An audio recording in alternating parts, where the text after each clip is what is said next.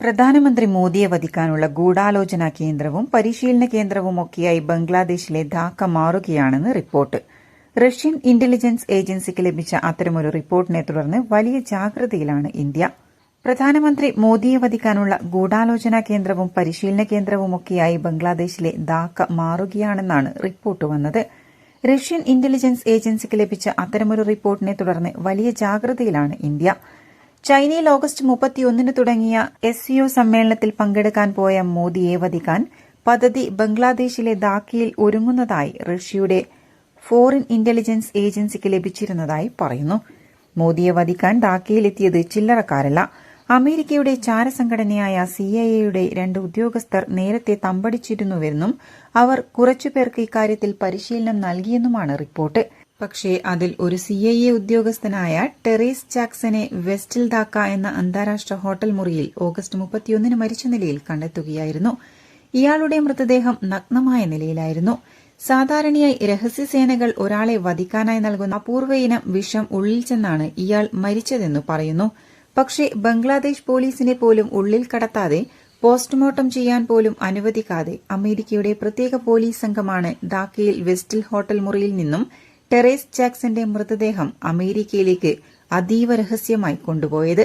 CIA-യുടെ ഉദ്യോഗസ്ഥനായ ടെറേസ് ജാക്സൺ ഒരു സംഘം യുവാക്കൾക്ക് മോദിയെ വധിക്കാനായി പരിശീലനം നൽകിയിരുന്നതായി വാർത്തകളുണ്ട്. രണ്ടാമത്തെ CIA ഉദ്യോഗസ്ഥൻ എവിടെയാണെന്ന് സംബന്ധിച്ച് ഇപ്പോൾ വിവരവുമില്ല. ടെറേസ് ജാക്സനെ വധിച്ചത് റഷ്യയുടെ രഹസ്യ സംഘടനയാണെന്നും ചില മാധ്യമങ്ങൾ റിപ്പോർട്ട് ചെയ്യുന്നു.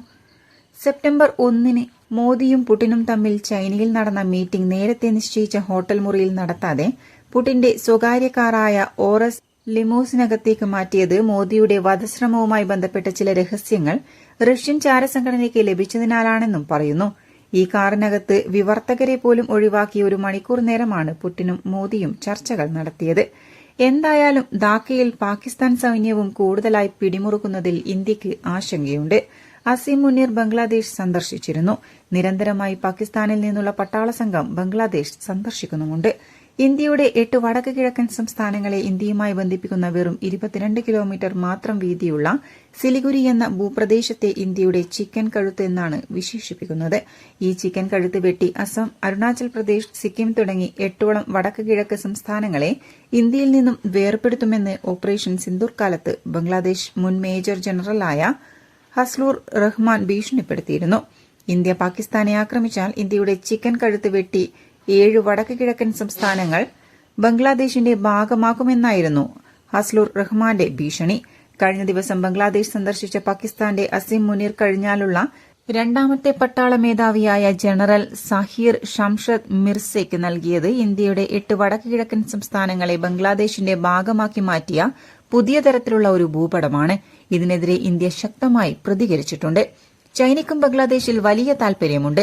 ഈയിടെ ബംഗ്ലാദേശിലെ ഒരു പഴയ വ്യോമസേനാ താവളം ചൈനയുടെ സാമ്പത്തിക സഹായത്തോടെ ബംഗ്ലാദേശ് പുതുക്കി പണിതിരിക്കുകയാണ്. US-ഉം ബംഗ്ലാദേശിൽ ശക്തമായി പിടിമുറുക്കാൻ ശ്രമം നടത്തുന്നു. ഇവരുടെ സാന്നിധ്യമെല്ലാം ഇന്ത്യക്ക് ഭീഷണി തന്നെയാണ്.